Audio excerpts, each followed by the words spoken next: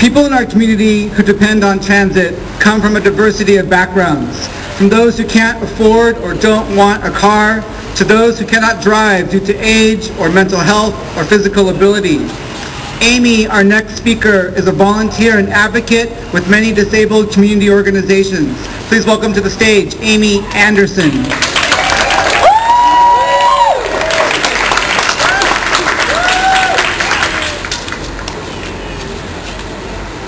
Well, guys, this is my first speech, so bear with me. I wanted to give you all a perspective from an individual who has some disabilities and how TriMet affects my life. Basically, I stand here today totally dependent on TriMet bus service for all my transportation needs.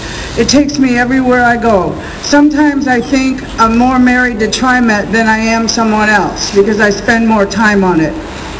I decided to quit driving decades ago when my vision started failing and I really didn't want to hurt anybody while driving a car. So please don't get me wrong, I really do love the bus system, but I have learned through time and events that the devil is in the details. Today on a normal bus ride you can hear multiple cell phone calls in many different languages. Ride long enough and you might also hear screaming babies while you're stepping around oversized baby strollers looking for a seat. Mid-mornings find me maneuvering around large grocery carts, wheelchairs, and people who are trying to avoid paying bus fare, which all make for many time delays boarding and unboarding and make for very unhappy bus drivers. On cold, rainy days, the bus is so packed I cannot find a seat, and I am forced to stand crushed behind all the other passengers who have no seat. Try getting a seat on bus number 4 right out here at City Hall around 5 p.m. It is hard to imagine unless you ride the bus every day like I do. I have been riding TriMet for over 25 years now and have spent thousands of hours walking, waiting, and running for buses. But today, I cannot physically do what I used to do. I cannot stand for more than 15 minutes at a time or try to run while trying to catch crosstown buses who have missed each other, thereby leaving me to wait another 25 minutes. Today, I must plan every hour of my day because I am now insulin-dependent diabetic. I must inject insulin every day with all my meals, so timing bus connections for me is critical. Spending those precious minutes waiting at a bus stop could one day create serious problems for me. Many stops I use do not have food sites or bathrooms nearby to do my shots, let alone shelters or benches to sit on. The amount of toxic fumes I have inhaled over the decades would be hard to imagine if not for looking at all my asthma inhalers. Today, when other people ask me how long I've been waiting for the bus, I just answer, it doesn't matter. I have learned to wait.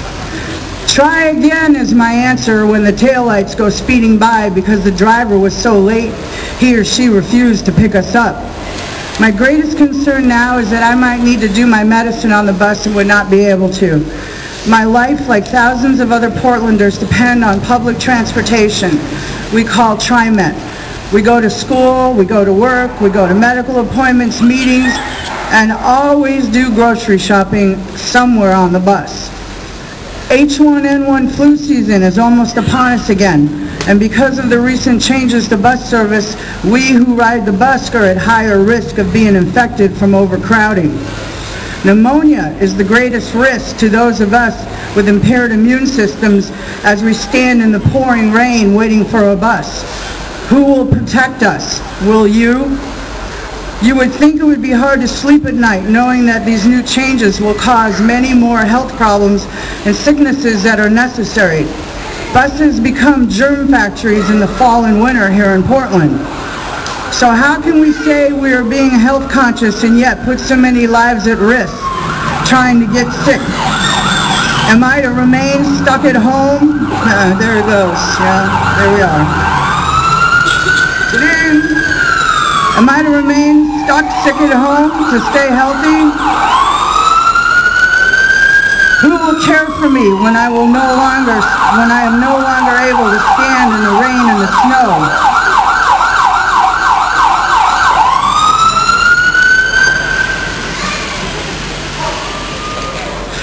Okay, there we go. Are we done? Almost. Okay. Who will care for me when I am no longer able to stand in the rain and the snow? Will you?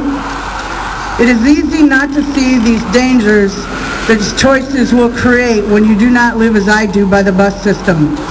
I support the reason for making profits, but not at the price of lives.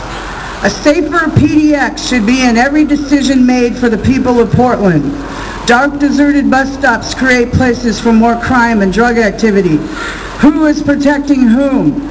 Are you, the decision makers of TriMet, going to be the ones protecting me? Were these situations even considered when the decision was made to extend bus times from 8 minutes to up to 25 minutes on all major bus lines? Today I stand in the gap for all those voices that could not be here to speak for themselves and for those who will be affected by these seemingly small changes. As a new member of the Portland Commission on Disabilities, I will make every attempt to be a greater participant at the table of decision making and to create in Portland a safer PDX. So TriMet riders, let's voice our voice. It's time to vote.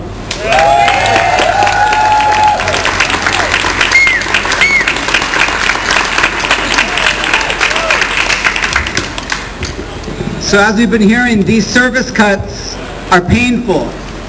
100,000 hours or more of bus service are being eliminated this weekend. Maybe you're sad, maybe you're scared, and maybe you're also a little bit angry. But what we know is that with OPAL, Environmental Justice Oregon, we're not here to demonize TriMet. We're here to humanize what's happening with these public policy decisions.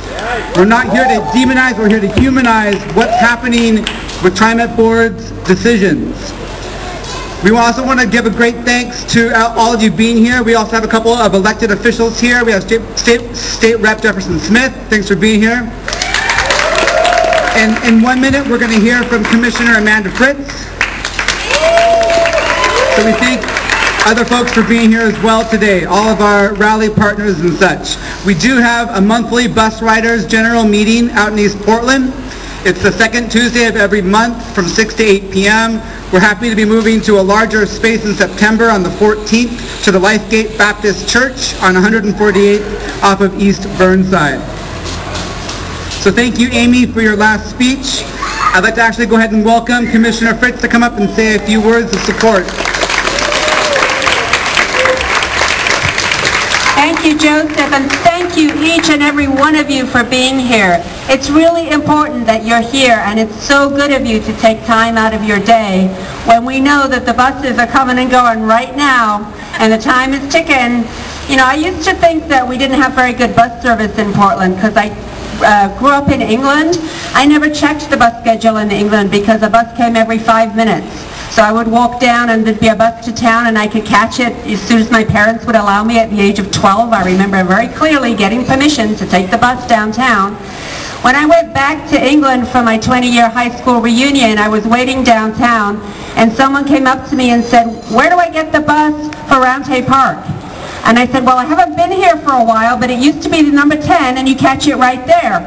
So he walked over and sure enough, within 5 minutes, the number 10 bus to Roundhay Park came and picked him up and took him there. 20 years later, that's a consistent bus service. And you don't need fixed rail to have a consistent transit service. We need fixed resolve that if people have purchased homes near bus lines, that those bus lines need to stay there and they need to be frequent bus service. So I live in deep southwest Portland where the bus service is not good.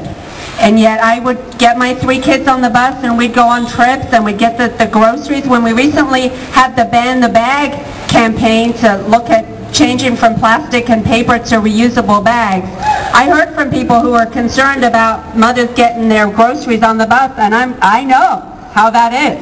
So I was able to say I really like the reusable bags we have now. They fit a lot more stuff in and they don't break. But I didn't know that bus service was any good until I started working downtown. Now I know that I need to be at the Barber Transit Center by 8:14 or otherwise I've missed all the frequent bus service, right?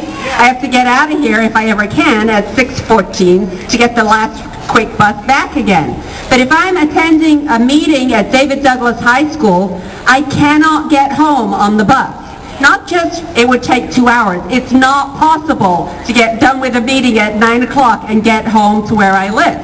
So we've got to make sure that people can get to where they want to go, to where they need to go. And we've got to have the buses to do that, because it doesn't matter how many gazillion dollars we spend on streetcars and light mail, we are not going to be able to get everybody exactly where they want to come to and from on fixed rail.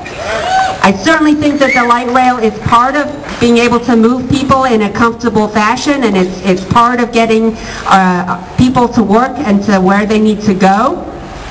So it's not either or, it has to be both. And we have to figure out how to fund both.